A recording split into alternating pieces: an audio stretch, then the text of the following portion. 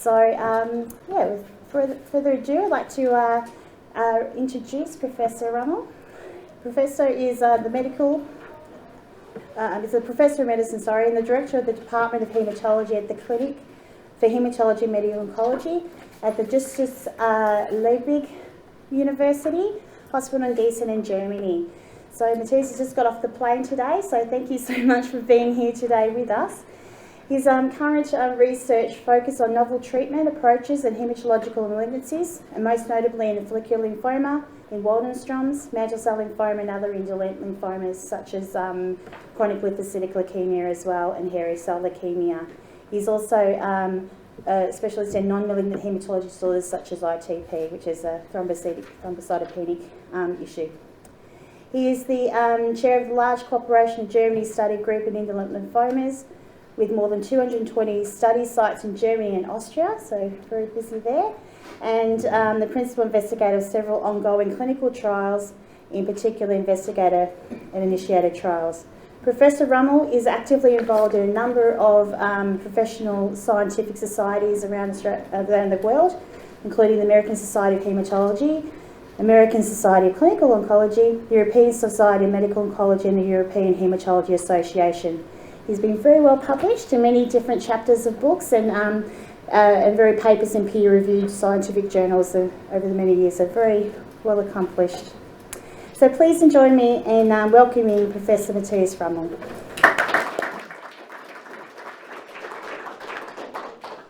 So good afternoon, and thank you very much for the kind introduction and the kind words. I'm very happy to talk to you. That is what I'm doing quite often in Germany and also in other countries, and it's not the first time that I'm doing it here in Australia, because thanks to Sharon and some other people here, you have a very good patient organization in Australia. Many countries have it, but not all countries in the world have patient groups. And I think from my perspective as a doctor, it's very good. It's not very important for every patient, but for the most number of patients, it's very good that you can talk to each other and that you can share knowledge, experience. So as introduced by the introduction, I am chair of a large cooperative study group in Germany and Austria, and since the first day of my career I was first doing clinical studies in this type of lymphomas, and always at the same time seeing patients. So I have a good experience in doing clinical studies, making interpretation of results, but also I have a huge experience in seeing patients every day when I'm in Germany, and this also helps me a lot to understand the real issue of this kind of disease. And I'm very happy that a colleague from Australia is in the room, because you have here in Australia excellent doctors, world famous doctors. So you have a high level of educated and experienced doctors here. So I was wondering why I was asked to go here for this patient meeting, because as we would say in Germany, that is like oils to Athens. Yes, and this is a German wording. Yes, you have enough of these oils in Athens, why you go with another oil to Athens. However, it's always good to talk to the patients, and most often the patients have a lot of questions, and when suddenly we start to discuss, you get maybe an impression, how would we deal in Europe, in Germany, with this kind of problem. But also when I say I would do this, maybe my Australian colleague would say that's a good idea, but this is not possible in Australia. There are many, many things which are different. Regulations, availabilities, rules and laws, and limitations and authorities. And so it's not always in the world the same, that you have the same conclusion from the results. So I'm here today for follicular lymphoma and Waldenstrom's disease. Waldenstrom's disease is a more rare disease than follicular lymphoma, but already follicular lymphoma is not a frequent disease. So I have, interestingly, in Germany, 100 Waldenstrom patients in my clinic, because many Waldenstrom patients travel to one place where finally a doctor has a lot of experience. And follicular lymphoma is more widespread in Germany. Many doctors do it. So also I have hundreds of patients with follicular lymphoma, and luckily they always, both diseases have a good perspective in their life expectancy. So that is also the explanation why I see so many patients, because typically it's not a life-threatening disease in the beginning of when it's first diagnosed. Of course, as you may have heard, it's a malignant disease, and sometimes it happens and it's a fatal disease. You have complications from some complications from the disease, but also from the treatment. So you never know what comes when you start the treatment. And the follicular and Waldenstrom's disease, I would like to make some slides, but maybe not too much, and I would really motivate you to ask questions. Once we have started, somebody breaks the ice, as we say in German language, then we can talk to each other, and maybe then you have more benefit than just seeing this. This is how the doctors in the world are educated to call the lymphoma diseases, and you see there are different words, and the follicular lymphoma and the lymphoplasmacytic lymphoma, which is also called Waldenstrom, you see here, is one of the few aspects of the whole non-Hodgkin lymphoma. And then you see only 1% of the non-Hodgkin lymphoma is Waldenstrom, but 22% follicular, but the vast majority have aggressive lymphoma, which is a different disease, but also non-Hodgkin lymphoma. Maybe you have heard and maybe you have experienced that you have the diagnosis of the disease, but the doctor says, we can just make an observation first. You do not need treatment. Big debate in the world. Some countries, for example, England, they told us in the clinical trials that this is a very sad situation for the patient to go home and to say, patient, I don't get treatment. In Germany, when you would be in my outpatient ward and I would talk to you, probably the patient would go home and would be happy. Doctor says, I do not treatment in a positive way. So it can be like this and like this. And this needs to be explained. And because sometimes the disease is very, very slowly growing. My feeling is sometimes when you have the first diagnosis, I can see retrospectively, probably you have had the disease 5 years ago already. And it's only moving slowly. Sometimes it's different. Sometimes the lymph node is new, and then you get the impression this also only happened in the last month or so. That watch and wait is a little bit complicated because indeed patients may feel a little bit nervous. Why? I have a malignant disease and the doctor will not treat. Maybe it's better now to have immediate treatment. Maybe I go to the next doctor. You know, second, third, fourth opinion. You look for the opinion until you find the one which satisfies you. So watch and wait or immediate treatment. This is the old education. I learned it when I was a new doctor, a young doctor. But how do we know that this is the best?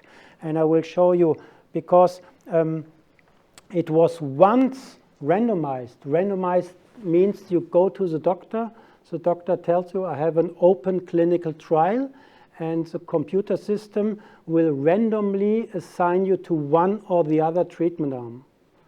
That needs to be explained, because a random system will put you into one treatment. And in this, it was even more challenging, because one patient group got early treatment, which was in the old days a chemotherapy, and the other group got no treatment. Just imagine that some doctor will explain it to you. The computer will randomly assign you to no treatment or chemotherapy. But this is the only way how you can find out what is better. And this was done. And then you see here, this is a curve. And I have heard from Sharon that many people can understand the curve. Always when the curve goes down, one event happens that is a relapse or progression of disease. So the best would be if it would be always 100%, then nothing would happen. But this is not the case in these kind of diseases. So this is the survival of the patients, and this is 20 years. So you see, this was in the old days. The study was done 1980, before all these new treatments available. But what is the message? When you get immediate treatment, or you just get the treatment when the disease has symptoms and needs treatment, the outcome was the same. Maybe today it would be a little bit different because we have so much better treatments like Rituximab and all this other chemotherapy, but the principle is here. This is a proof of principle. Even when you do not start treatment immediately, and this is the most important curve from this old study, this is a curve of time to first treatment. Always when the curve goes down, one patient needed treatment. You see, the median time of observation was 2.5 years. After that time, 50% of the patients needed treatment. But this is interesting. 12, 16 years, the curve still is here at the range of 15 to 18%. That means some of the newly diagnosed patients with follicular lymphoma still did not need a treatment after 10 years. And this is in the range of 15%. And that, independent of any treatment, is still the message. Yes, there is a small group of patients who do not need treatment for the next years, sometimes even more than 10 years. And that is why doctors still today feel and believe not always an immediate treatment is needed. But then we know sometimes we start a treatment even immediately. That is when the patient complains some symptoms of the disease, which is typically the case. Otherwise, you would have not gone to the doctor. But just a swollen lymph node is not a big burden of disease in this kind of follicular lymphoma. But when you have symptoms like you feel pain or you feel weight loss or you have a totally intense night sweat, then this is because of the disease and needs treatment. So therefore, always a doctor is asking for your symptoms, and then if your blood count is still good, but when your blood counts are not good, this is for a reason that maybe the disease is also widespread in the bone marrow. The bone marrow is the organ which is producing the blood cells, and if the bone marrow is disrupted or irritated by the disease, maybe then it cannot produce enough healthy cells. So it comes to a cytopenia that you have not a good blood count.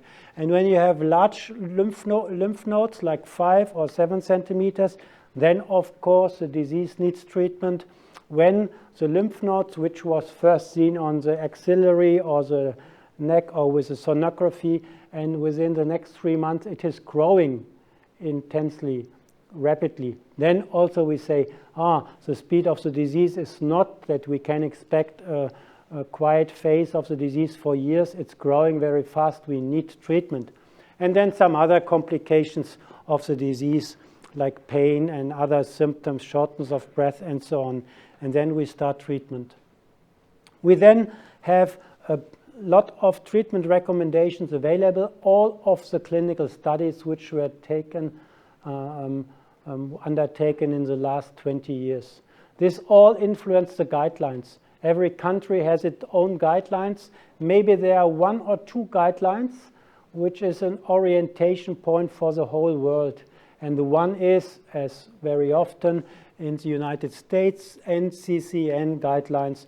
So in many, many countries of the world, at least doctors are looking in the NCCN guidelines. What is the recommendation?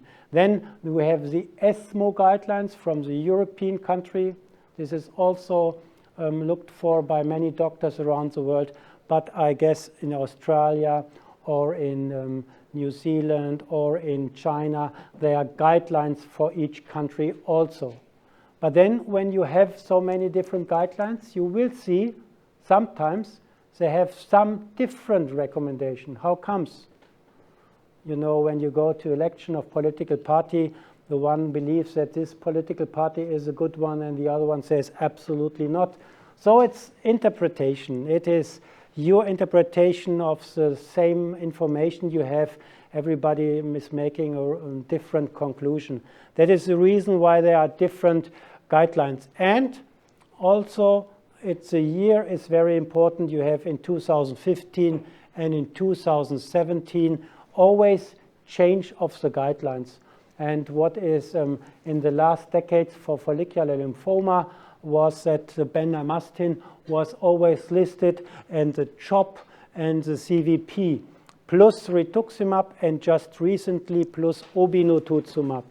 So always in this kind of disease, there is a combination recommended between a chemotherapy, which we call the chemo backbone, plus antibody against the lymphoma disease.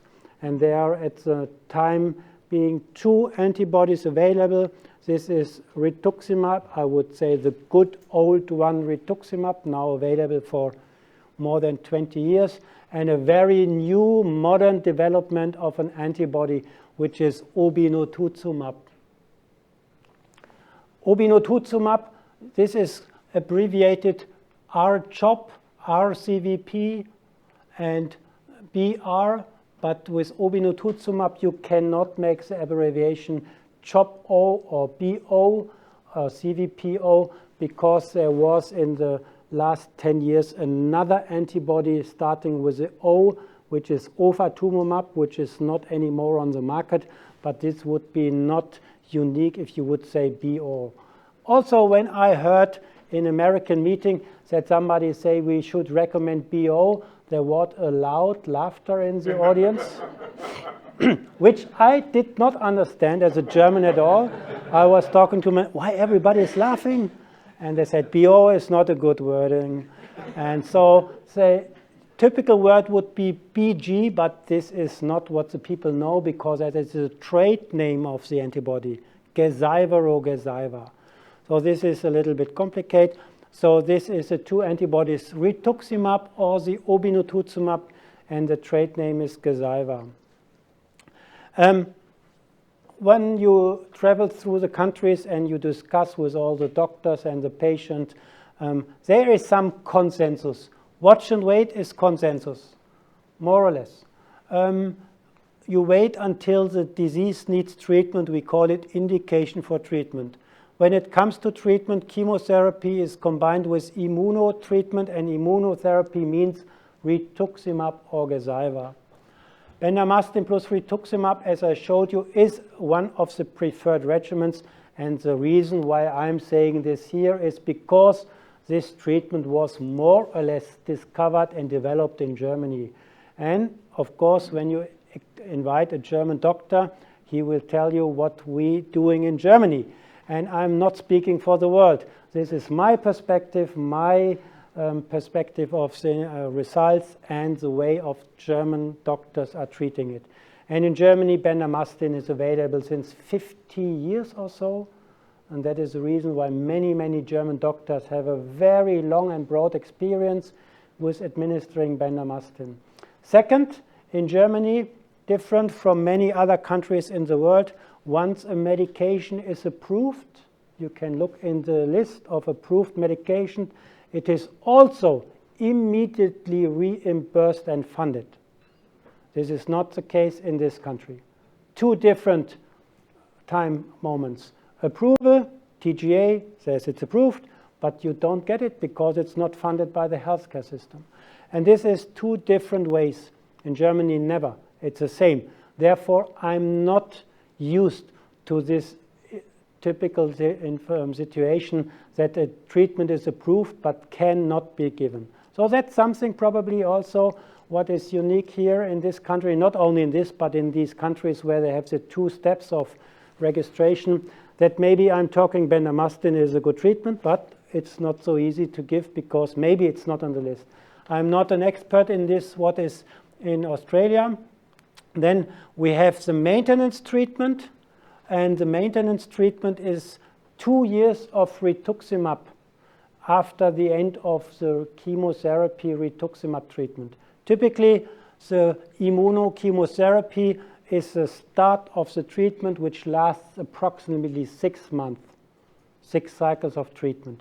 And then you have achieved a good response to the treatment and you have a big relief of symptoms, and then you could stop here and you could say, now we see what's happening, how long the treatment success will last. Or you will try to maintain the achieved response by giving some maintenance treatment.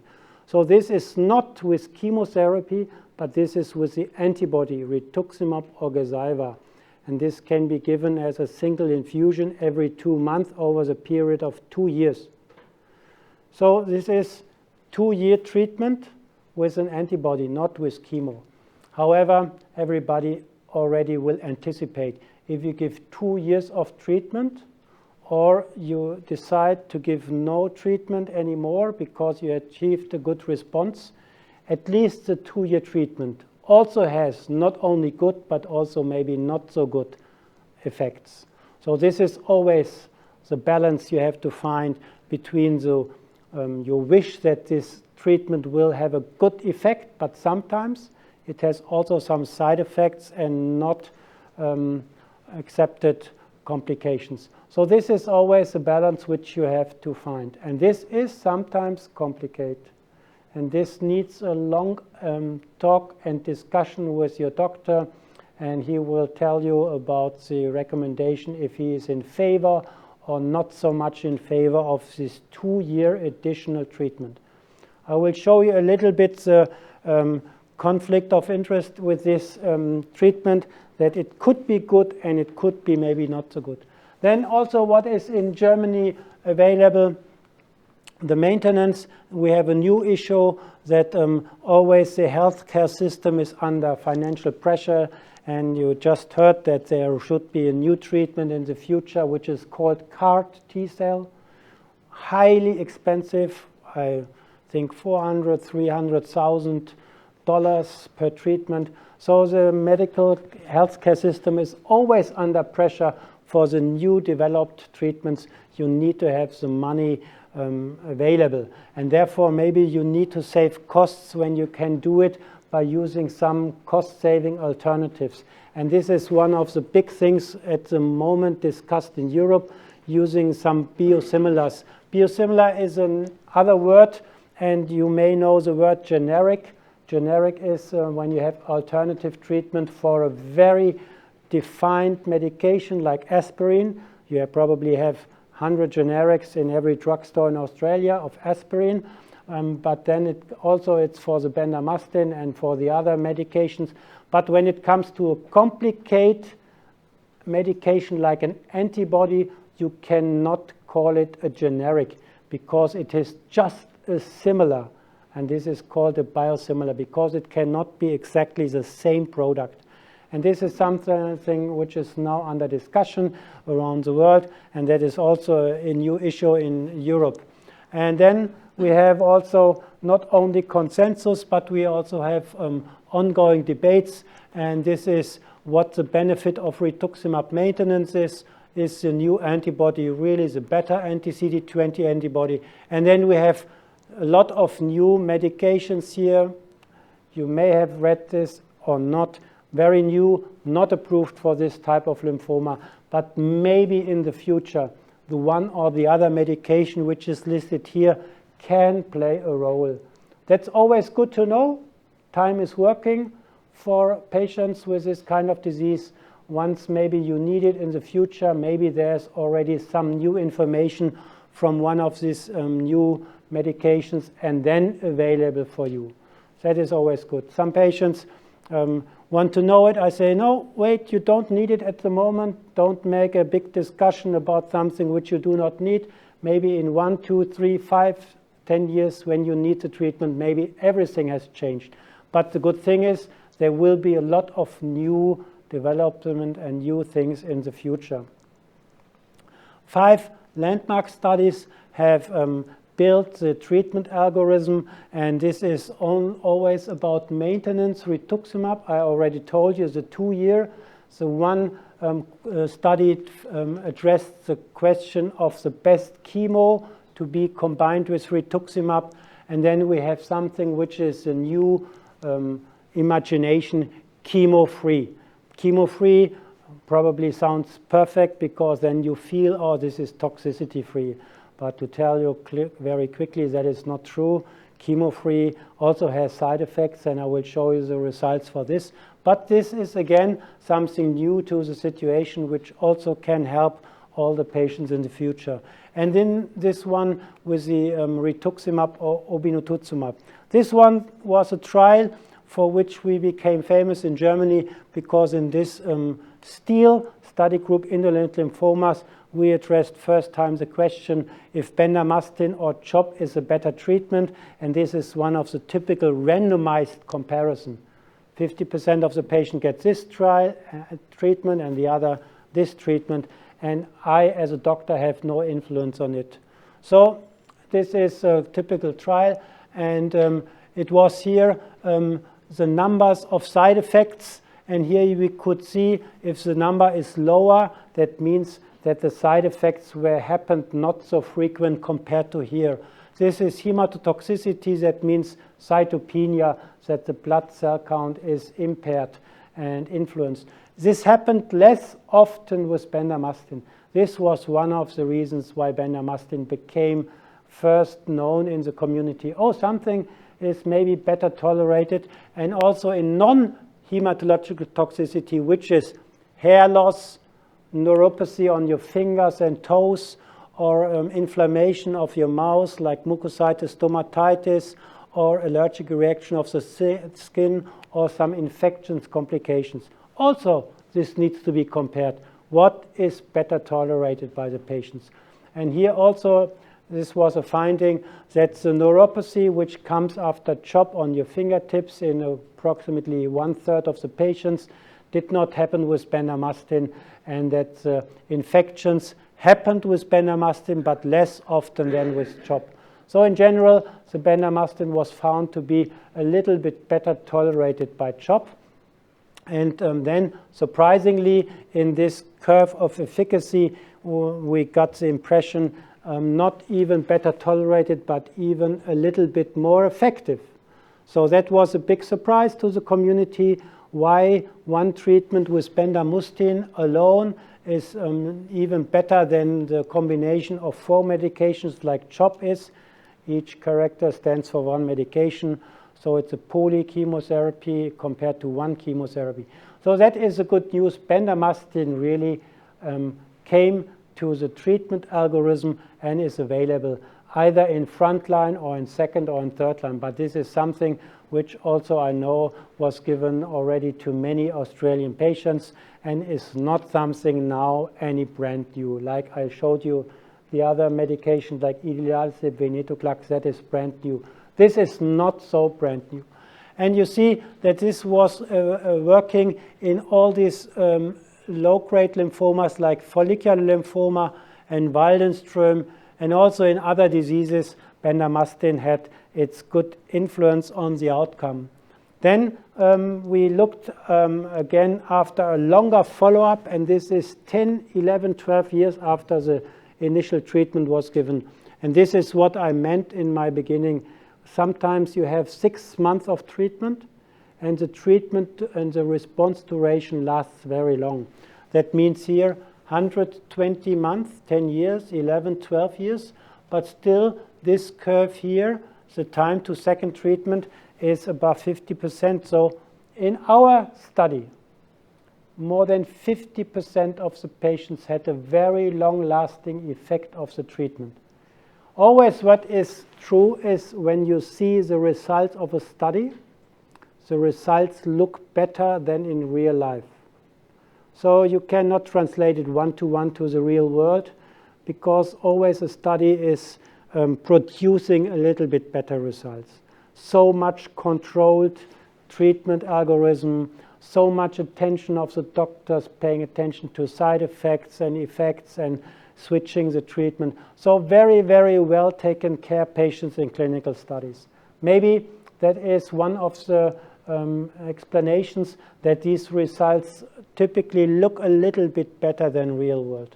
But outside of a clinical study, also my impression is that this result is true. I see some patients really having one of the treatments of BR, a long lasting remission, and did not need a second line treatment.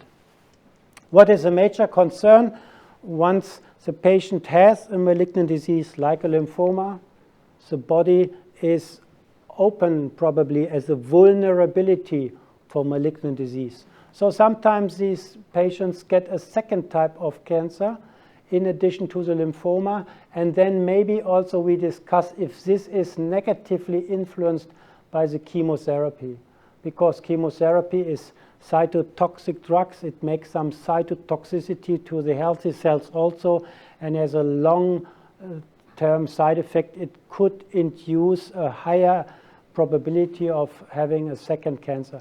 But here we looked in this study, it was more or less the same number of patients after 10 years who had a secondary malignancy. And sometimes it's, of course, the typical things what happen when you are an elderly man, that some of the men get a prostate cancer and some other types of malignancy. But there was in our study no difference between the two treatments. And then always, which is the most important thing, not only disease control, but overall survival expectancy. So one patient is asking how long this effect of the treatment will last. And of course, the one burning question sometimes is, how long am I going to live with that disease? And living is always longer than disease control, because you typically have the chance for second, third, and fourth line treatment. And but still, what happened after the first initiation of the treatment, and then you see that after 10 years, the chance of being alive in that study was 70%. Also, what we learned from that study is that the patients who died at this moment until 10 years were more or less the patient who entered the study in a higher age.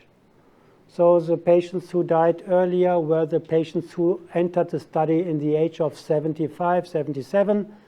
And this is, of course, a normal consequence. When you are already 75 entering the study, there is a high risk that you will not survive until you are 85 with a malignant disease.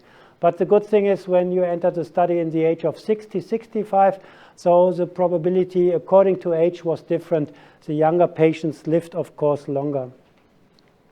Then we know the one study which addressed, once you have achieved the response, I told you, we can give 2-year Rituximab maintenance. So the patients in this study got R chemo, 2 different ones, not bendamustine, it was a different study. And then when you achieved the response, there was again a randomized assignment to only observation or 2-year Rituximab maintenance. And then this is the result. The disease control, progression-free survival, was better with a 2-year treatment of maintenance. And the overall survival was not. And this then was discussed in the scientific community. Maybe that's too short observation period for maintenance. And then everybody was waiting for the longer observation. And then the study group in France, this is LUSA, showed the results after 10 years. Still after 10 years, the same picture as in the German trial with BR against CHOPR. There's a big difference between the two treatment arms. This was maintenance, this was no maintenance. Unfortunately, the overall survival did not show any difference. You hardly cannot see that these curves here are 2 curves. They are absolutely superimposable. And that opens the question, is it really worth to do 2-year maintenance? Probably you can expect the one people say, yes, we have less second-line treatments, we have longer disease control. The other group of people say, no, you not influence the most important outcome, which for the patient counts the most, which is the life expectancy. So this is really a question which can be discussed with a lot of pro and contra. And here is showing when you do nothing or when you do 2-year maintenance, you see that the number here, 57, is higher than 38, 24 higher than 17. That means, of course, when you give 2-year maintenance, you have more side effects of 2-year maintenance compared to doing nothing, which is, of course, logical. this is the cost when you do such a long treatment, that you have to face maybe some complications of treatment. So this was then the situation in follicular lymphoma. BR, bendamustine, was better than R-CHOP, but there was no maintenance. The maintenance, 2 years, improved the treatment in CHOP-R, so why not giving BR plus maintenance? Was a big discussion in the community around the world. Why not do it? Okay, the Germans did it. We did it in the steel. We addressed the question of maintenance. We added 2 questions. Maybe 2-year maintenance can be even extended to 4-year. Why not? You can guess. Some of the patients expect this. They say, why not 2 years? Why give it 4 years, 5 years, 6 years? Maintenance is good. We have to find out in a clinical study. And then maybe 2 years is good enough, or maybe 2 years is meaningless and useless. We have to find out.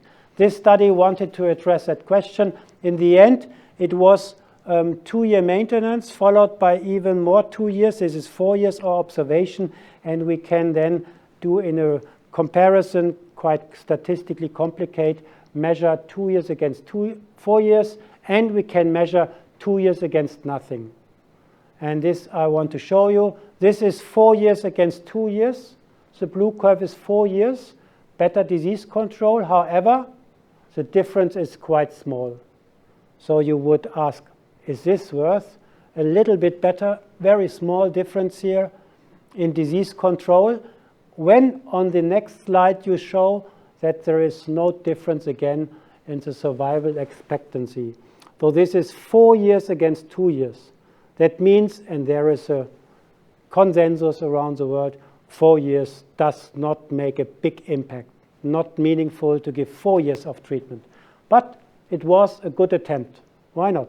Many people are asking this question. Now we have asked the question and found the answer. Second question is the maintenance 2 years at all meaningful after BR? Maybe you can give just BR alone. And this was then looked here in the old trial of the steel group where bendamustine rituximab was given alone. And here this was the new trial with the maintenance.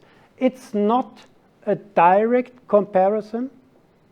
2 studies, the one in 2003, the other in 2008, but the parameters of the study are very comparable. At least this is the best we can have to answer that question. But it's not satisfying the pure statistical believers. It's not high evidence grade 1 when you would do a direct comparison. But anyhow, that's the best what we have. I personally was surprised that the maintenance improved disease control with such a benefit. I never would have awaited this. But then it came to the overall survival, and this is a picture of the overall survival. And as always in these kind of studies, the maintenance did not influence the outcome in the most precious outcome parameter, overall survival. So I was presenting this in front of the world community of hematologists.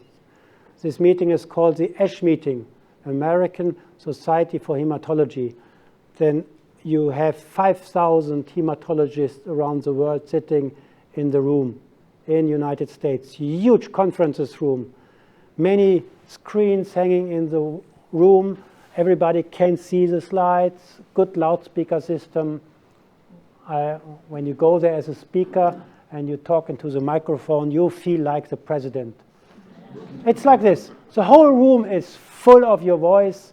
You have 10 screens and you communicate with all doctors. I presented these slides after the session. Everything closed, and then some interested colleagues come to the first row where the speakers are sitting, and then we start to talk. You know, this is also very important. What is being told you now in an informal way? Good or bad, good comment, bad comment, some interpretation. And there's also an official question allowed before that. After the presentation, some people go to the microphone and ask a question in front of the audience. Also very meaningful. But sometimes then the big judgment comes after the end when the colleagues come to the front. So I was there in the front and I saw the most influential US American colleague. He took me in his arms and he said, "I love you for this study. Finally we know Rituximab maintenance is so brilliant after bendamustine rituximab because you could improve such an extent the disease control." And he gave me 2 kisses and he said, "Brilliant study." And then immediately the next brilliant US investigator stood there, also took me in the arms, and he told me, "Fantastic study from the Germans. Now we know that rituximab is not needed at all." So this is the world scientific community. Within half a minute, you get totally different interpretations of these results. So therefore, you see, it's not so easy to find the good answer for the one and only question.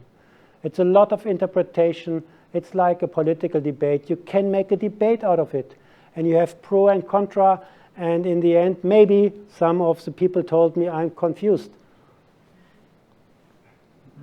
So in my case, when a patient comes to me in Germany and he is not asking any question, because he is feeling that is a doctor, he is authority, I will follow his recommendations. In case I see this, I will recommend no maintenance. In case a patient has some printed paper and tells me, "I found this on the internet," I'm absolutely highly motivated. Yes, maintenance can be given.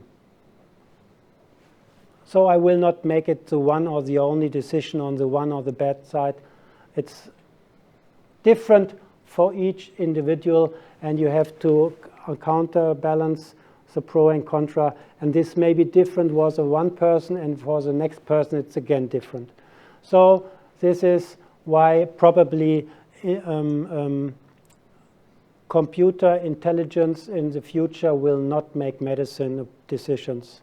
We have this in, how you call it, in electronical intelligence systems, and I don't think this will be the solution for the future because these things are too complicated. If the Dr. Watson from IBM has to conclude, I don't know what he would conclude out of such results. So this is a situation, and this can be discussed in extent, and maybe you have the one or the other question later on. So the Gallium study I want to briefly introduce. This is the antibody which is new, and this influenced also the world. It's a huge worldwide study. And also you see here John Seymour, and maybe another from Australia, no, and you...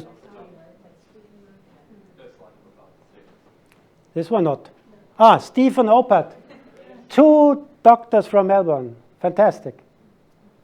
So it's most important relevant doctors for the success of the study.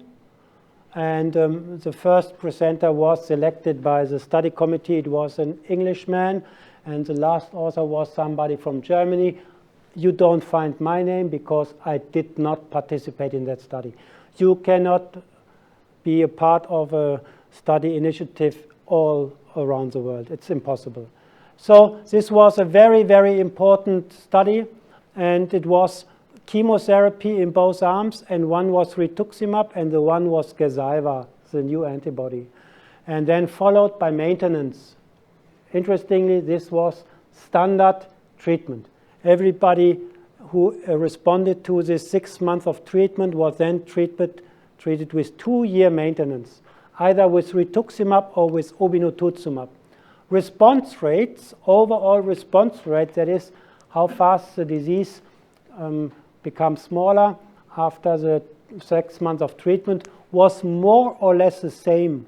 You see here 87 against 88%. But then you see again the same curves, which is disease control. The red curve looks a little bit better than the blue curve. And the red curve is with a new antibody. So the new antibody produced a better disease control. However, the difference was not so impressive. It's rather a small difference between the curves. And yeah, it was a true effect. There is a difference in favor of the new antibody. And then you see the curves of the overall survival. Nobody in the community is surprised. As always, you have seen it. Okay. Unfortunately, it did not translate in an outcome improvement of the overall survival. But then we, of course, have the second moment in our mind. So, efficacy is better. What is with the toxicity? Maybe even it's better. Then it's a home run. A better treatment and better tolerated. But it was not the case. You see here the arm with a new antibody, Gazyva. And you see here how often the side effect occurred, 74% against 67% in Rituximab. Grade 3 neutropenia, cytopenia is it, 44 against 38%. Fever, 6.9 against 4.9. Infusion-related reactions, 6.7 against 3.7. Many of this table is full that always the one side effect is a little bit more often. Not a big difference. It's not a breakthrough. It's not that you see, wow, it's 40 against 4%. It's not like this. It's maybe 67 against 63%. But the picture is clear. In all parameters, the obinutuzumab treatment was a little bit more toxic than the rituximab. And then this is the situation. What you conclude? You have a small difference in favor of efficacy and a small difference against the treatment with a new antibody in toxicity. So I was already asked by many patients in the world who wants to communicate via email because they Google in the internet and find email addresses, and they ask me this question: what shall I do? And maybe you already understand that there is no easy answer. I cannot say just, okay, go. It's not easy. And in particular, some patients have a huge anxiety against one of the side effects. If that happens, I would not recommend. If the patient feels very fit and strong and will say, side effects, I don't care, then probably you have an easy decision. Okay, let's do the one treatment when you're really feeling inside your body that you are prepared maybe to tolerate 7% more side effects. Why not make it? So it will be different from patient to patient, as case to case. And I now want to show you the last landmark study which addressed the question of chemo-free. Chemo-free is a new word which gives you hope. We have a treatment without chemo, and hopefully that means a treatment without so many side effects. And this was lenalidomide plus rituximab against chemotherapy plus rituximab. And lenalidomide is a tablet which is taken here 21 days, 22 days, and then 1 day rest, and again repeat the treatment at 4 weeks. So 3 weeks tablets, 1 week no tablet, and then repeating the same treatment. Combination with rituximab. And the other thing is the typical chemo, CHOP, bendamustine, CVP. So this was a comparison. 2.5 years treatment against 2.5 year treatment.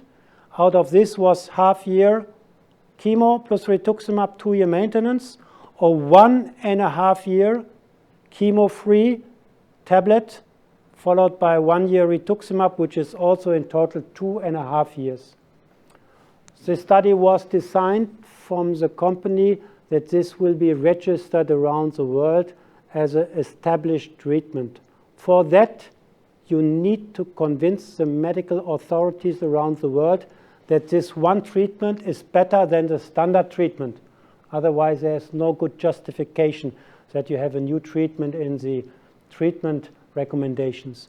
And this was the outcome. Response rates, complete response rates, are chemo 53, not chemo 48. No big difference, more or less the same. At least the chemo-free was clearly not better. Progression-free survival, disease control, no difference between the chemo and the non-chemo approach. So it was called a negative study because the chemo-free was not better than the chemo. However, also one very important information. Chemo-free is as effective as chemo. So this is clearly something new for the armamentarium of treatment. It is more or less comparable to the chemo. So something new available suddenly for the patients. But it was not planned to be accepted by the authority when it's not better. So the consequence of this is that this kind of treatment will be available for second and third line treatment in the future, because these results are so compelling, and there are some more studies in the relapse second and third line treatment with this combination, and it will be available. So once a patient has chemotherapy and then has an early relapse, maybe in the near future this can be given, and this is something different from chemo. But now, I told you already, chemo-free means toxicity-free, big question mark, yes or no. This was the side effects of the two treatments. You cannot find immediately what is what treatment. It looks more or less the same. So that means chemo-free is not a brilliant thing. This is chemo-free, and this is chemo. There are some small differences, no question. The one bar here is not as long as here, okay.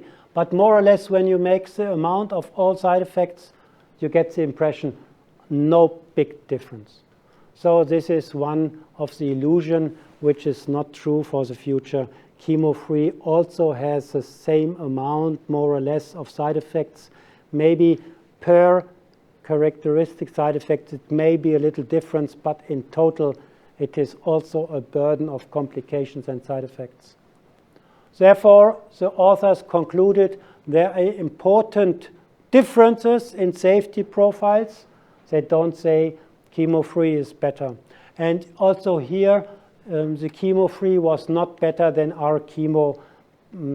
So it will be, however, available in the near future for the treatment of this kind of disease. So what is the summary? And hopefully then we have some discussions and questions by you. Watch and wait is still reasonable when you have no symptoms of the disease.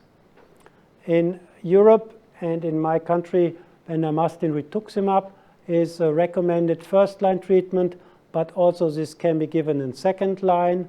Maintenance for patients having a response to treatment is having a longer disease control, and the obinutuzumab is a better antibody, I told you, than the rituximab. However, due to the cost of a more toxicity profile, so it makes not the thing very easy. But also obinutuzumab can be given when patients do not have any response to rituximab once they have started with rituximab. That's also a good chance for the new antibody once the old antibody rituximab was not having a good success. Chemo-free is not better than our chemo and has different safety profiles. And again, the new agents like idelalisib, ibrutinib, venetoclax, still investigational, still studies needs to be done in order to find out what role is a good role for these new agents. With that, I would like to open the discussion and to ask for your questions. And also I can, if that is needed, show you something for the Waldenstrom, or if somebody asks a question for Waldenstrom, I also can answer it immediately. So with that, I like to thank you for your attention so far, and now hopefully we have some good and fruitful discussion.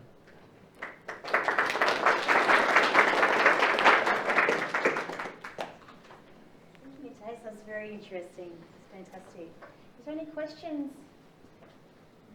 Well, I in thinking from these figures that you put up here, that the likelihood of, say, follicular lymphoma recurring after, say, 2 to 5 years is a very low probability? Constantly there is a risk of a relapse of the disease over the years. You see that the curve always is going down. We call there is no plateau, that the curve not going to the horizontal line. So that means, yes, you have unfortunately expect that the disease comes back constantly.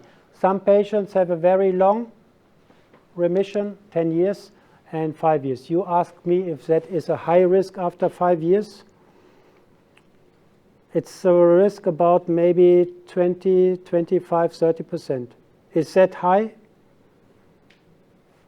Differs on the perspective. You wish that there's zero risk. You could also expect that there's a risk. When it was 15 years ago in the old studies, the risk was 50 and 60% already after 3-4 years.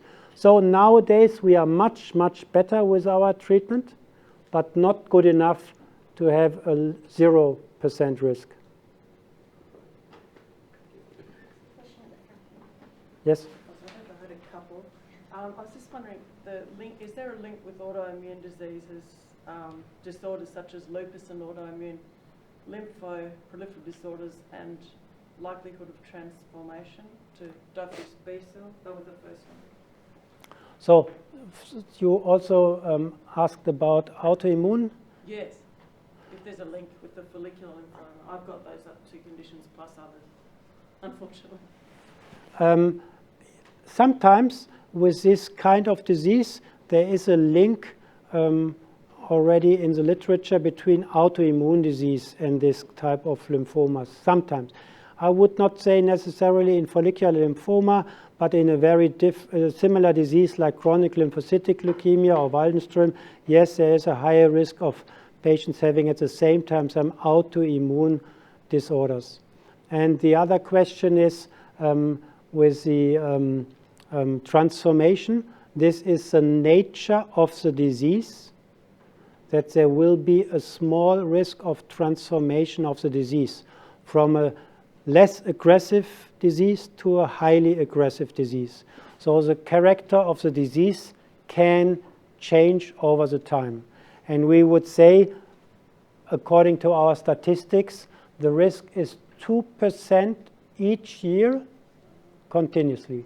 So that means in the first year, 2% of the patients experience that the disease becomes more aggressive. After 10 years, 2% per year, you have a higher risk of 20%, that suddenly the disease becomes more aggressive. This is called transformation of the disease.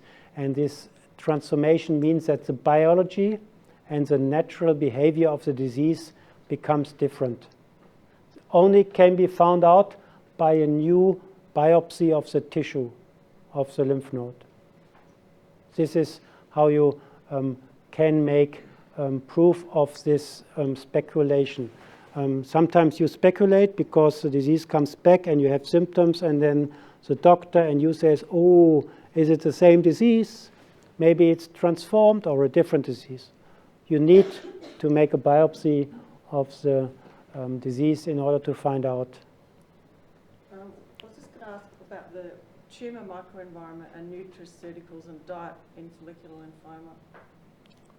Is there a certain type of tumor microenvironment? No, tumor microenvironment is a very big issue in science, and we try to find out if the environmental cells influence the disease, the malignant cells, because when you make the biopsy, you see on the microscope, you have this window, you see one cells, malignant cells, bad cells, and surrounding by good cells. Sometimes some cells of inflammation, macrophages, immune system cells, and you ask yourself, maybe this has something to do with the disease. This is a big discussion, a big scientific field. We know that in other lymphomas, which is not the same, this is the case. Hodgkin lymphoma, for example, exactly what you just mentioned is a very high probability that the environment is influencing the disease. If that is also the case in follicular lymphoma and Waldenstrom, we don't know. And even more important, if so, we would not know how to influence it. So that is a question. About the nutraceutical and food, if that influences the environment of the So what's the neutral? So food, basically food, different types of foods have a different effect on your microenvironment. Of course, this is the most favorite issue, yes, to be discussed. What is the influence of food? I was asked by hundreds of patients, and I'm very interested in very good life. So I was then looking for the literature, and I did it for 2-3 years, really finding and collecting all studies which is good for food, to get some clue what is true. And you know, when you remember the last 30 years, maybe you have read so many stories about food. Yes? We say in Germany, always a different pig is hunted through the forest. This is a German wording, yes? So many things happen in food.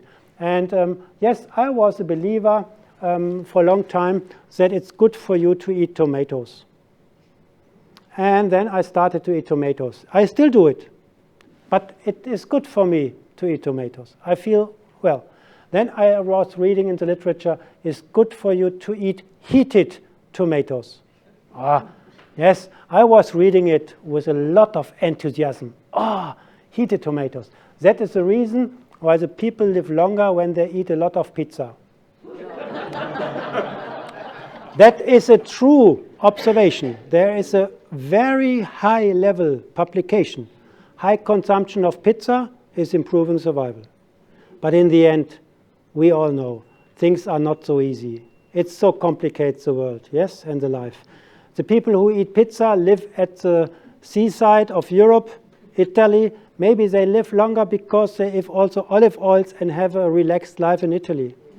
Sunshine, more relaxed, you know. South Europeans don't go to work like Germans every day. They say, come on, pasta, siesta, vino. And so maybe all these things influence it. To make the story short, I did it for 3-4 years, finding all the studies from food. I found out that dark chocolate is good, and olive oil is good, and tomatoes is good, and green tea is good, and then made a recipe for my wife. Please, I want to eat this. It's impossible, you know, when you collect all these things. And in the end, I'm absolutely convinced, absolutely, that food will not influence any of these things. The only thing what can influence food is when you eat too much. That is not good. Agreeing around the world. But if you look like you look, probably if you eat every day broccoli or not and drink green tea or not, will not have an influence. That is my personal conclusion. But I have another answer. The one thing what you can do is sport. I feel and I'm convinced that daily sport activity is making a much bigger change in this disease in general and your health than paying attention to the little details of food. Thank you very much. Yes? A couple of questions. Going on with the food thing, there's a recent study in Switzerland looking at metformin and saracingapine. What's your opinion of where that might go? That being something that would starve out the cancer through... Yes. All these things are very inspirational. I also was reading this with metformin. I was just recently in the country Indonesia, where metformin is the most cheapest drug, and it's taken by all diabetes patients. But in addition, because the poor country Indonesia can afford metformin, all other people eat it because they feel metformin is good against everything or against these other disorders. And when I'm going to be asked, like you know, asking me, I would say, I don't know what is the background of that. you need in the end a randomized trial. And you could say, oh, come on, he is always giving you the same answer. It's easy to hide behind the story. You do a randomized trial. I step back and that's it. Perfect answer. But it's very true. I have seen so many hypotheses which fail once you do it. Therefore, I feel rumors and illusions, hundreds. But what is in the end true needs to be found out. Otherwise, you recommend suddenly, like in Indonesia, everybody buys metformin because it's cheap and because it's not harming you. Who knows? So, yes, I'm reading this, and I hope that somewhere in the world there will be a study. I don't know if the Swiss people are doing a study like this. You have told me that would be a good thing. But you know, we have learned from these big studies in Scandinavia where 70,000 were treated with food or not. It was a healthcare nursing study or so it's called. And from that you could learn a lot. And then you learned about the calories and the intake of food and so on. But you need a very, very, very long time of observation. And then in the end, you have a huge influence of so many cofactors and variables. So yes, hopefully there will be something, but at the moment I would say probably nothing worse to do it. I hope they do it. And the other question is, do you see any value in the genetics, they're not really genetic studies, the things like the onconomics tests that you can have done? There's a Greek one, I think there's a German one, there's a French one, I don't know which is better or whether any of them are any good, to actually work out what treatment might work before we start and have a refractory situation. Absolutely, yes, this is the future, and I'm a part of this in Germany. I do the study with next generation sequencing and liquid biopsies, and this is a mutation of the malignant cells of the lymphoma. Also can be done within the malignant cell of lung cancer, colorectal cancer, breast cancer. You all read it nowadays in the newspapers that the genetic mutation of the malignant disease has a huge impact on if you respond to the one treatment or not, and if you have a bad or a high risk. And I think that it will be probably in the future very, very good and helpful information. But at the moment, we don't have the information. We do it in Germany. We have done it in 270 patients in my clinic. And we found a huge amount of data, which is overwhelming our capacities. 98 genes mutations. Some mutations are happening 2-3 times in the same gene at different spots of the genes. And then you have so many cofactors influencing this thing. But I'm quite sure in 1, 2, 3 years from now, we already have some interesting new information exactly for that question. That some of the mutations are predisposing the patient go for this treatment and not for this. This is the objective of our study. We want to find out if you have a special mutational signal, and then you are a best candidate for BR, or absolutely not a good candidate for BR because you're having a mutation which is not good for that kind of treatment. And probably this will be known in the future. And the interesting thing is that this also can be done out of the peripheral blood in the future. At the moment, we need the biopsy tissue of the lymph node, but we are correlating it to the blood parameters. You can find the same mutations in the blood when you have the technology. And that is called liquid biopsy. Not the biopsy of the lymph node, but liquid biopsy just taking blood. And this is one of the most fascinating things for the future, I feel. 2 to 3 years? I have to just keep going on. Professor Rummel, one of your earlier slides gave the statistic on time before treatment. I think it was about 2.3 years. I'm interested to know, does that vary, for instance, between follicular lymphoma and Waldenstrom's? And I'm particularly interested to know if there was any geographical difference between countries. The reason that I'm Waldenstrom's groups have got a database, and that overall statistic is in line with what was found true for the Waldenstrom's. If we broke it down on a international basis, and we found that the Americans, the US, were likely to treat 3 times earlier than the rest of the world. Yes, there is geographical differences. This has something to do with the mentality of the patients, and the educational value of the healthcare system, and the characteristics of the doctors who are treating the diseases. In America, doctors feel more like doing business. You may have heard that it's a huge money in the American healthcare system. Everything is so much more expensive. It's more driven by business. I don't want to say it's bad. I mean, it's easy to say, oh, bad. It's the way it's done in America, yes? So when bendamustine came to the American market, $7,000 US one cycle. I was speechless.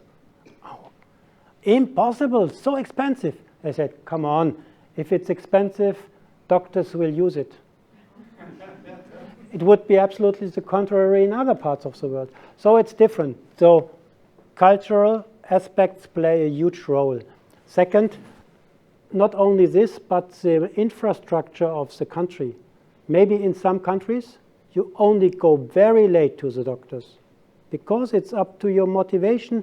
You're paying the money. You can imagine India, Malaysia, Philippines, yes? These countries, huge population, hundreds of millions of people.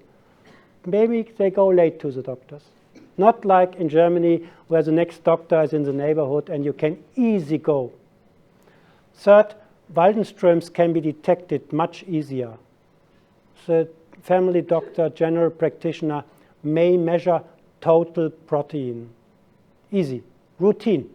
Suddenly he sees 8.6 and a little star behind. Ah, hi, what should I do? High protein. And then, maybe then the patient will be sent to the hematologist. Maybe that is the reason why the Waldenstrom already is discovered when it's on a very early stage. And then I have the feeling that the Waldenstrom's patient can have a much longer observation.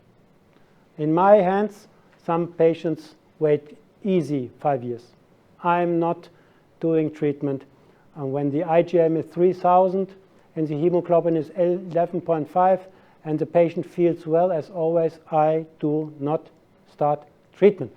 Would be different in US because it's a little hope for business. If I may make a comment as a pharmacist and refer to metformin, it is used for diabetes.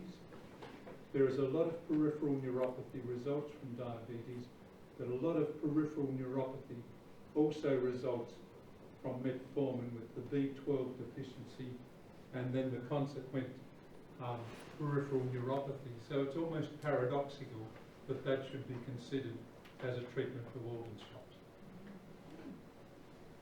Yes? Actually, interestingly, I had peripheral neuropathy for my Waldenstrom's until I had a bilateral hip replacement and it disappeared. No, the question I have is, I did a post-Gulf War health study conducted by Monash, and one of the things I noticed in my results, the Epstein-Barr virus came up as being positive. Now I know that I'm 7 years now watching weight. My father had Waldenstrom's as well. He was dealt with fairly aggressively 20 years ago and then started collecting a whole lot of other complications. So the question is there any significant link with EBV and Waldenstrom's? I notice there are certainly some abstracts out of the States referring to that. And also, genetically, you've got to say I have a predisposition, so I have 3 children. Are they significantly at greater risk? And whatever significant is that 10% greater risk or 50% greater risk?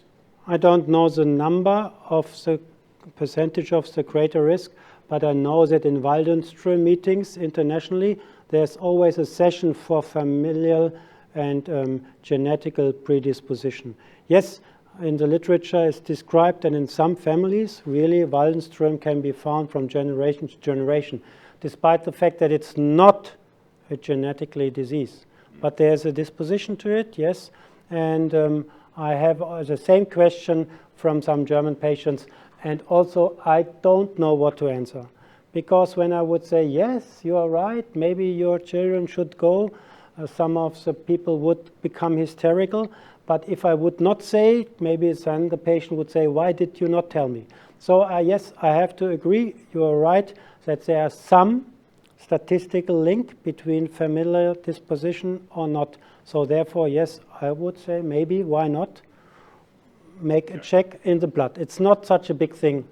And the other question was with EBV. EBV. Significantly between EBV and Waldenstrom's, or more particularly just...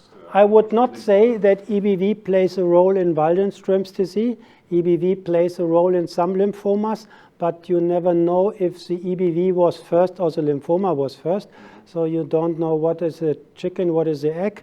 And sometimes EBV, when it's found, sometimes it has some poorer prognosis. We found when we start to treat and we see some EBV reactivation, that is then not a good thing.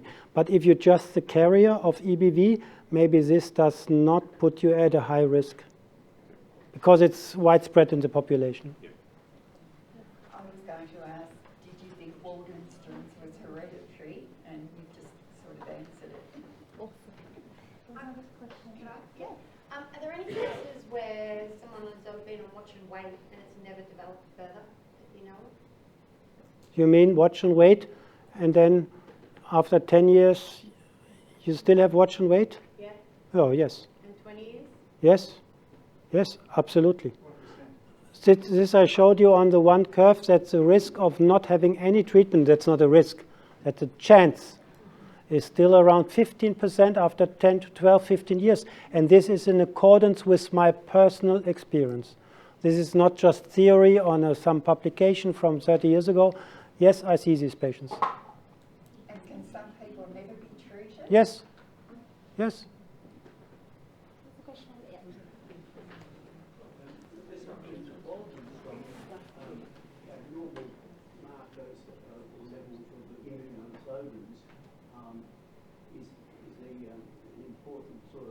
Marker, I understand. Is there any risk in laboratories getting different results with those? Yes, studies? yes. IgM is quite complicated to measure. You need the same methodology. And if patients make it at their general practitioner and come to my clinic and have different results, probably that's the explanation, despite the fact that it can also be different from time to time a little bit. But I always recommend my patients do it in the same laboratory, in the same clinic. This is confusing if not. Yes, I found it often that this is so different. Not a big difference, but it's different enough to make confusion. Yeah. My symptoms started with stomach pain and then diagnosed with follicular. And I'm currently on watch and wait. I'm very comfortable with the medical advice I'm getting and the science side of it, but what concerns me is there's some point of that in terms of my symptoms that I have to decide if it's too much. And I just wonder what advice you give your patients as to how they monitor those other symptoms. That even if the science is looking positive, I need to keep on watch and wait. So I feel that I have to keep tolerating it and grim and bearing it as long as I can to see if the science catches up with how I'm feeling. Yeah, complicated and difficult question, yes. How can I measure your degree and burden of symptoms, yes? And first, I have to make monitoring observation in all respects of symptoms. I not only would ask you for your stomach pain, but for everything else, what comes in addition. That gives me a good perspective. Second, yes, stomach pain. How shall I make a decision on this, yes?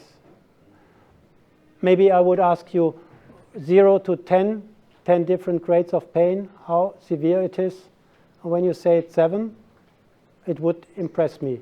If you say maybe it's 2 or 3, it's easy for me to say as a doctor, okay. But I mean, it's pain, yes. But still, when you sit like this here, I have the feeling not very stressed by the pain at the moment. So, case by case, and you cannot find it in the textbook of hematology. You cannot find it in the guidelines. Individual decision, you have to make it. I would not say it's up to you. That would be too easy. You make the decision when it's time to treat. No, it's always a good communication with your doctor, and then you start to talk aloud 2 or 3 minutes, and then you get an impression. It has been more or stable and so on. Can you tell us the relationship between bendamustine and side effect of platelet reduction? Yes. When you give bendamustine as a first-line treatment, platelet reduction is not a problem. When you give it in second and third line, then your bone marrow, which is producing the platelets, maybe is already impaired by the previous chemotherapy. And also when you have it a third and second line, you already are older than in the first line. So always the treatment in first line is better tolerated than second and third line. When you treat with bendamustine and it was the second and third treatment, the risk of platelet reduction is becoming greater and greater. It happens. My platelets went down to about half after bendamustine, up in the first line. I only had 3 sessions, so stopped. Could that be something else, or is it possible that bendamustine caused that? First, I would speculate that this is bendamustine effect. Second, yes, it could be something else.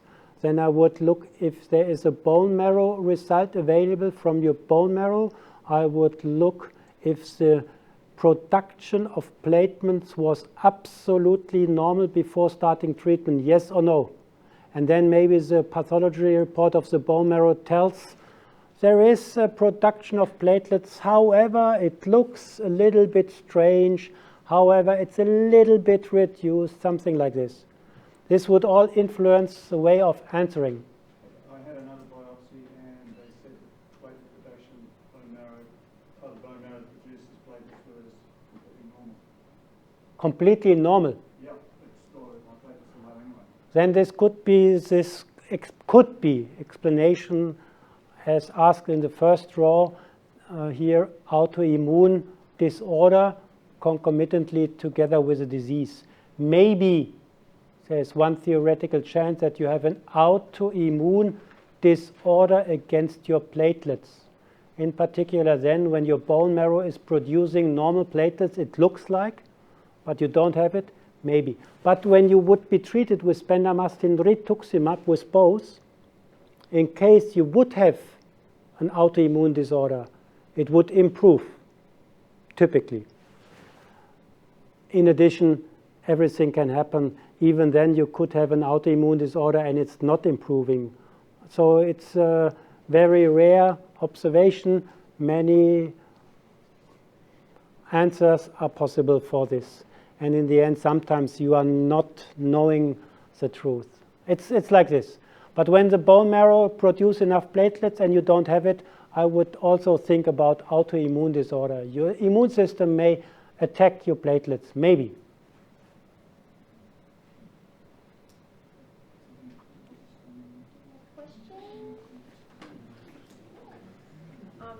What were the main late long-term side effects of Mabthera alone or Rituximab alone? I had dexamethasone and Mabthera for follicular lymphoma. So when you just get Mabthera alone, yes, and not together with chemo, you can expect that the side effects are less. I had a lot of heart pain in the infusion and hours after, like stabbing. And apparently I'm cardiolipin positive, but my heart was never checked before any treatment. No mention of side effects. Cardiolipin positive. Yeah, And I think it's called cardiolipin. some heart problem. So when you would be treated with Rituximab alone, and maybe you speculate that you have an autoimmune disorder together with this cardiolipine and so these things, then the Rituximab would treat this autoimmune disorder. Yeah. Would be a good thing. Yes. In general, when you give only Rituximab, but not the combination of Rituximab plus chemo, the expected side effects would be less than the combination of both. I was just wondering if there might be heart damage, permanent heart damage. No, permanent heart damage after Rituximab is a very, very low probability. But you never know, you know, when you would see the summary of product characteristics taken out of the MabThera package. You open the little box and you put out the paper and you unfold it and it becomes in the end so long. Probably you find heart damage. 0.5%. In the registration trial, they listed everything what happened, even if it was not a side effect of the treatment, but it occurred accidentally at the same time of the treatment. So that is the reason why everything is listed there. So probably, yes, you find, but I have not seen it any time, heart damage because of Rituximab alone. Thank you.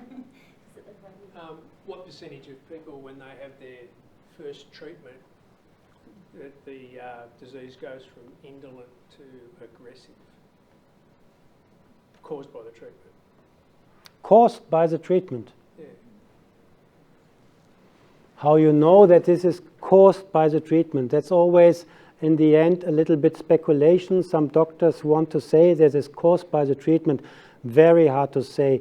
In the end, the thing is, it happened, and if it was caused by the treatment or caused by the disease, maybe in the end it's a mixture of both things. But when it's transformed, you need to treat it as it is an aggressive lymphoma. You need to treat it with a very definitive treatment. Did I answer your question? Yeah, so it's just an anecdotal story then. Yeah, I feel so, yes. Can I get your opinion? My haematologist has an ongoing idea that when I've done my 2.5 years of Rituximab maintenance, and he's still saying your lymphoma is indolent, we will still watch and wait. He checks the bloods and says they haven't changed a lot since the last 12 weeks you were here.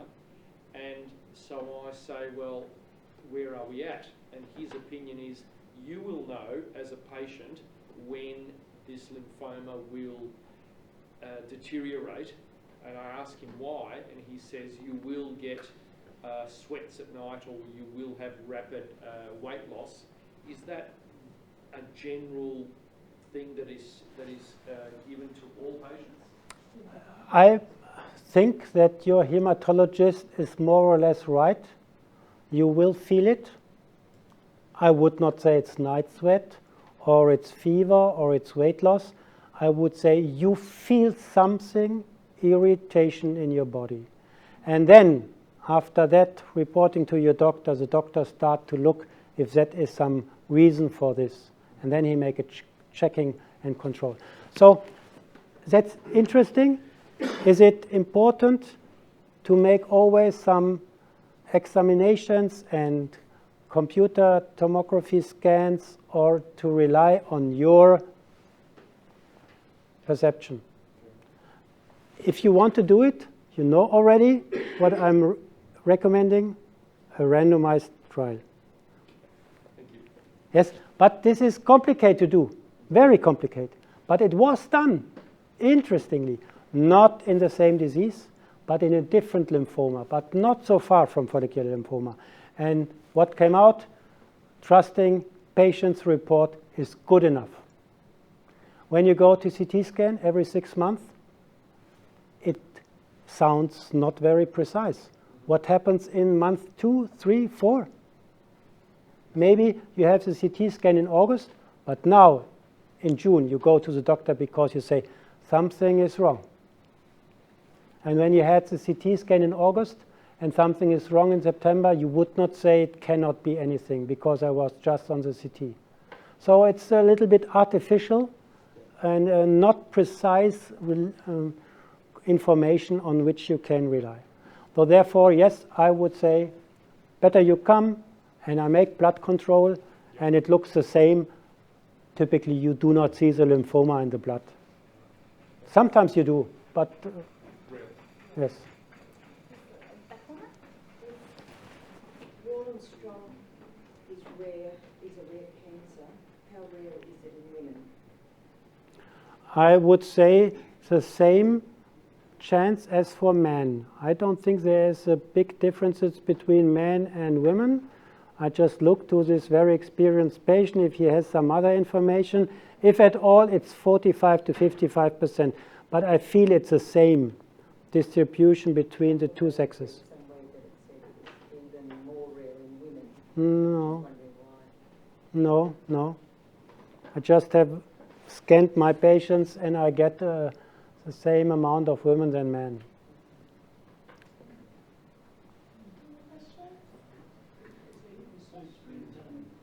On the autoimmune system to improve it, any research being done in the immune system?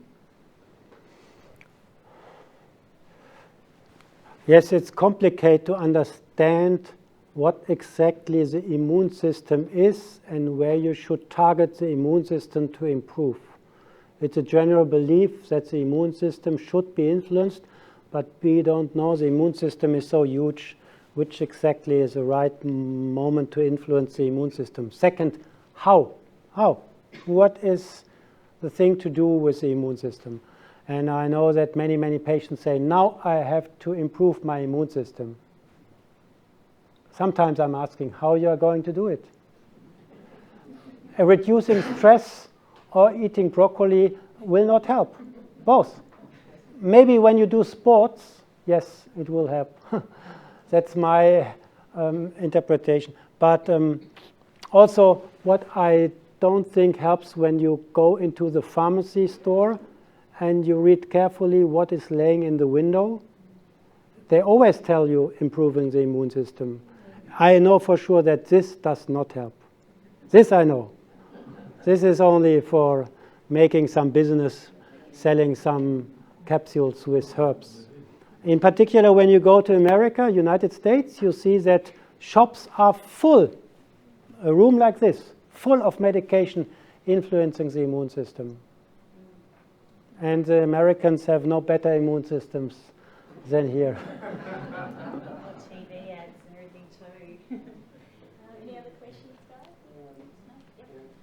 In 2008, I was diagnosed with large B-cell lymphoma, and I had R-CHOP and successfully was treated, and also had a stem cell transplant after that. And then just recently, I've been diagnosed with follicular lymphoma.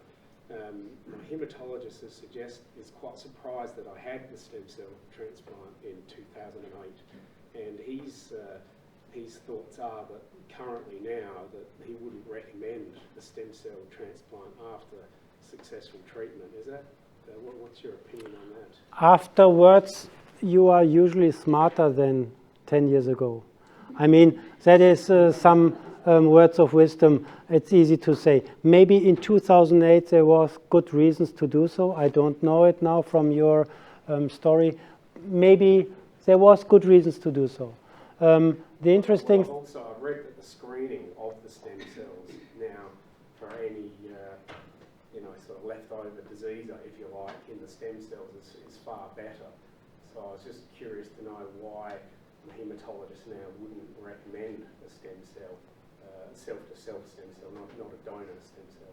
Because 10 years later, today's, you are more informed about the value of stem cell transplantation than 10 years ago. There are some randomized trials showing that the fulfill of hope was not there. Yes, so you hope that the stem cell transplantation has a good impact on your outcome, but when you do a randomized trial, no, it was not. This is maybe something new. Why now you say maybe 10 years ago it should have not been done, but 10 years ago you did not have the same information level as today. The interesting thing is why you have now follicular lymphoma, maybe is because you had from the very first beginning a follicular lymphoma, had a diffuse large, this was successfully treated, but the low-grade lymphoma survived. Or it came new to your body because you have a predisposition of developing a lymphoma disease. Yeah, no, my hematology, that's the theory that I had the follicular before the large one. Yes?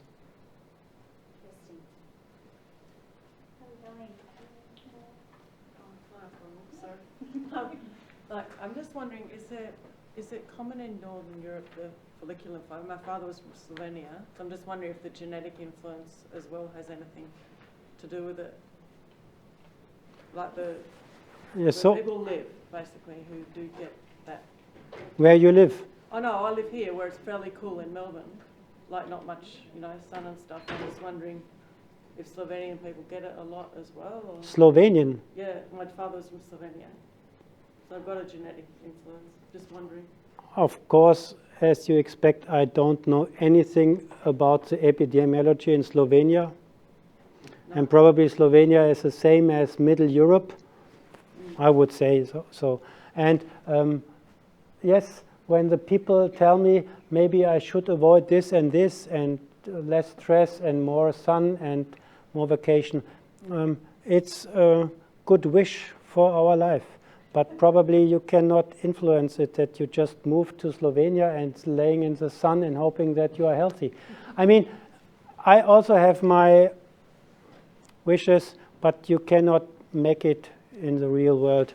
I don't know if that would be worse for you to do so, to have more sun or so, or more sport, but I don't think Slovenian people have a higher genetic risk. I don't know, at least. Maybe these things never have been investigated. Whoever makes this genetic disposition in Sweden compared to Denmark, to Italy, Slovenia, Romania, and Russia and China, maybe in the end there will be some interesting information, I'm sure. But could that also be that in certain countries you're so likely to die of something else before you're ever diagnosed with a lymphoma that it becomes... So, for example, follicular lymphoma and a chronic lymphocytic leukemia is only happening 10 times less often in Asia. Why? And in Asia, aggressive lymphoma is more often than here. Why? Genetic, environment, I don't know. I thought it might be vitamin D. Vitamin D is very good. That's what I'm saying. Vitamin D is, yes, vitamin D is good. So coming back to the food. I believe one thing, vitamin D is good. I have to say, this is good. But probably you cannot eat enough vitamin D, then you have to eat a lot of fatty fish. And so I recommend all my lymphoma patients vitamin D as a tablet. It's the only thing I recommend. The reason why I'm doing this, because in Germany the studies found out that when you have a good vitamin D level in your blood, which is a normal range, there's a high scientific probability that the Rituximab treatment works better. Now you told me a year and a half into my treatment. And there is not 100%. It's not 100% evidence that this is true, but there's some good information that there is something true with the vitamin D story. And vitamin D is probably something where you cannot make something wrong, when you don't make overdose. I take 20,000, also me personally, 20,000 vitamin D units once per week. This is also the official recommendation of the German Society for Hematology for lymphoma patients when you start with a low vitamin D level. However, in Germany, you can guess how many Germans have a low vitamin D? 90%. Maybe this is more better here because you have more sunshine. But we all read Australia is having this situation with the sun, And they all recommend to the world a huge sun protection factor. When you do it, you don't have sun in your skin. So probably you have a lot of sun, you do sun protection with factor 50, you have a low vitamin D level because the sun cannot work. So therefore it's interesting to check the vitamin D level. And when I say so, many people say to me, oh, that is expensive because it's not covered by the healthcare insurance. In Germany it costs 27 euro. So I say, okay, not a big deal. We're definitely finding that here, having lower vitamin D. Also low vitamin D? How are we going? I would like to say a big thank you, Mathias. I think it was fantastic.